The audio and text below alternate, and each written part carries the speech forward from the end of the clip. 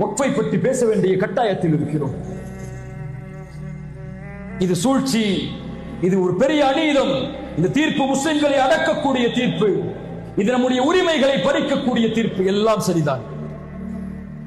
ஒரே கேள்வி இந்த சமூகத்தை நோக்கி, இந்த சமூகத்துடைய கடைசி வரிசையில் உட்கார்ந்து கொண்டிருக்கக்கூடிய என்னை போன்றவர்களின் கேள்வி, இதுவரை இந்த சமூகத்திற்கு வக்ஃபை பற்றி பேசிய ஒரு தலைவர் உண்டா? இதுவரை இந்த அமானிதங்களை இந்த சமூகத்திடத்திலே ஒப்படைக்க வேண்டும் என்று துடித்த இந்த சமூகத்தின் இயக்கங்கள் உண்டா? சச்சார் குரு அழுக்கை எத்தனை ஆண்டுகள் வந்துவிட்டது. இந்த வக்ஃபை நீங்கள் முறையாக பயன்படுத்தினால் 12,000 கோடி வருமானம் இந்த சமூகத்திற்கு கொடுக்கப்படும் என்று சொன்னது. இந்த அறிக்கை வந்து எத்தனை ஆண்டுகளானது? எத்தனை ஆண்டுகளாகிவிட்டது?